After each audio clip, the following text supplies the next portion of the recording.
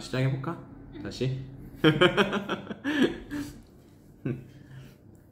자, 안녕하세요. 폴입니다. 오늘은 제가 코일라 12년 리뷰를 할 거예요. 먼저 제가 코일라 12년 리뷰하기 전에 좀 체이서로 진토닉 한잔 하고 갈게요. 사실 이미 한잔 했지. 사실 이거 찍으면서 NG가 나가지고 이미 한잔 했는데 한 잔 더 할게요. 이거 라인 보시면은 이게 내려와 있죠? 이만큼 녹아서 다시 얼음 채운 거예요. 자, 한 잔 해볼게요. 저는 이거 45ml에 따르고 100ml 토닉 워터 채우는 걸 제일 좋아해요. 이게 토닉의 쌉쌀한 느낌에서 진의 허벌리한 느낌을 느낄 수 있어가지고 엄청 좋아하거든요. 45ml 보통은 제가 사실 프리푸어링을 하는데 오늘은 한번 재볼게요. 이렇게. 요거 토닉 워터는 캐스케이드도 있고 아까 제가 미리 마신 엘더플라워 이거 피버트리 토닉 워터도 있는데 이게 훨씬 비싸요. 이게 한 2배 더 비싸거든요. 근데 이걸 이 맛있는 걸 먹고 제가 NG를 내버려가지고 이걸로 다시 찍을게요. 근데 저게 향이 좀 독특해서 싫어하는 사람은 싫어할 것 같아. 맞아, 이게 원래 기본 인디안 스타일 토닉 워터도 있고 저는 이거 엘더플라워 토닉 워터도 좋아해가지고 엘더플라워를 좋아하시는 분들은 이거 엄청 좋아해요. 저는 여기다 오렌지 진 해가지고 오렌지 가니쉬해서 먹는 거 엄청 좋아하거든요. 그 제가 다음에 진토닉 영상 소개할 때 한번 해드릴게요. 자, 그리고 45ml 다른 데다가 반반 따라주면 돼요.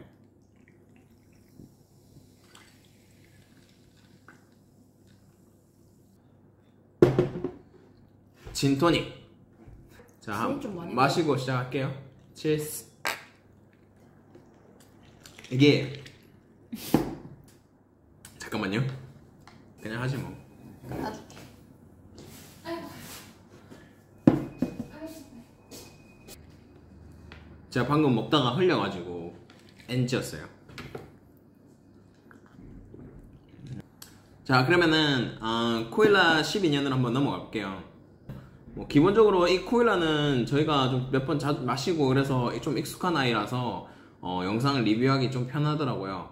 그리고 사실 세 번째 그 위스키 리뷰 영상은 코일라가 되려고 했던 게 아니라 원래 라프로익이었거든요.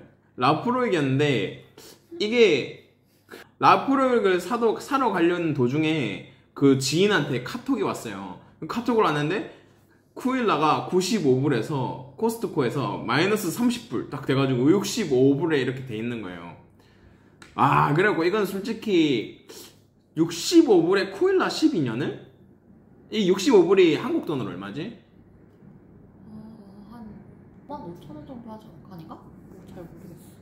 그러니까 55,000원 정도 하는데 솔직히 55,000원이면은 뭐 진짜 싸게 마시잖아요. 솔직히 한국에서는 10만원 넘는다고 제가 알고 있는데 그래서 이제 라프로익은 나중에 하고 코일라를 먼저 하게 됐어요. 자, 그래서 코일라 12년을 본격적으로 시음하기 전에 제가 코일라에 대해서 조금 간단하게 설명을 할게요. 먼저 사실 이 코일라 위스키를 마시기 전에 알아야 될 게 아일레이 섬에 대한 내용과 피트 위스키에서 피트가 무엇이냐, 그 다음에 간단하게 이제 코일라에 대한 정보를 좀 알려드릴게요. 먼저 가볍게 코일라에 대해서 알아보면 코일라의 이 뜻이 Sound of Islay 라고 해서 아일레이의 소리라고 하더라고요. 여기서 아일라라는 뜻은 스코틀랜드의 남쪽에 있는 조그마한 섬인데 그게 아일레이라고 하는 섬이에요. 스코틀랜드에는 대표적인 지역 5개가 있는데 그 중에서 피트 위스키를 주로 생산하는 그 섬인데 거기에서 그 섬을 아일라 섬이라고 해요.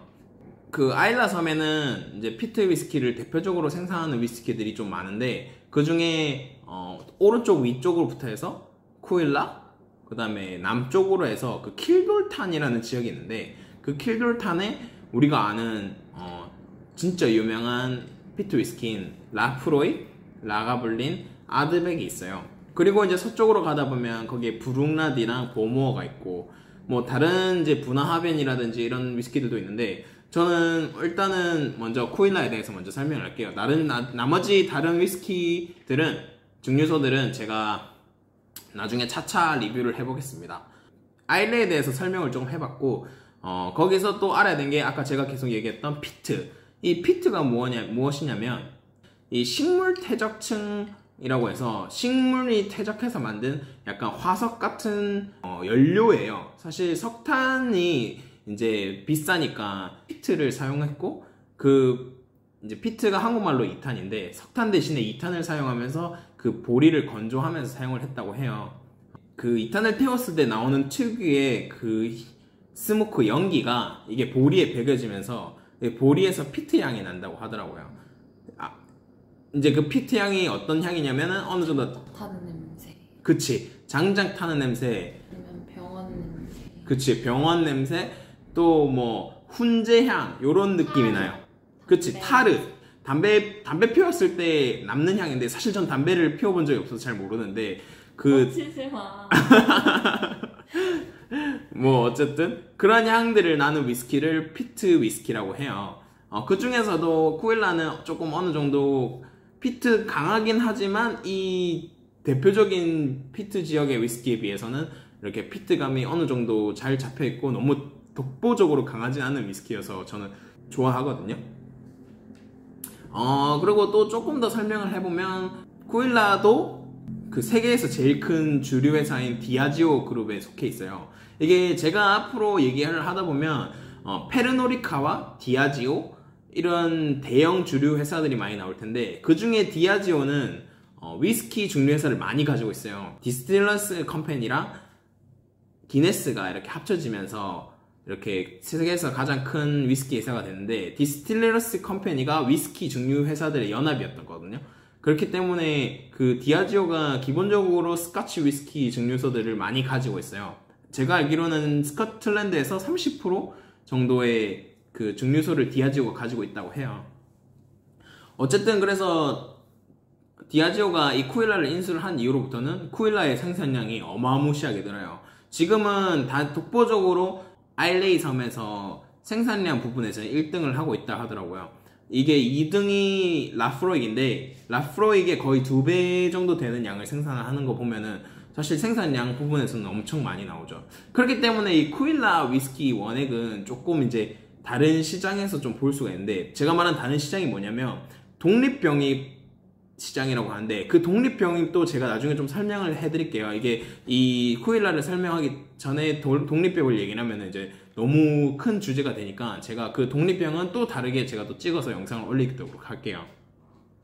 어쨌든 그렇게 해서 디아지오가 인수를 하면서 이 쿠일라의 생산량은 높아지고 쿠일라가 이 조니워커 레인지의 코어 피트 위스키로 들어가요. 탈리스커랑 쿠일라랑 이게 이제 조니워커의 핵심 키 피트 위스키로 들어가는데 그래서 그런지 쿠일라를 마셔보면 엄청 밸런스도 잘 잡혀있고 이 피트감이 그렇게 막 독보적으로 강하진 않은데 확실히 그래도 제가 그래서 좋아하나봐요. 제가 저번 편에도 또 얘기했지만 디아지오는 확실히 진짜 그 밸런스 있는 위스키를 잘 만든다 하더라고요.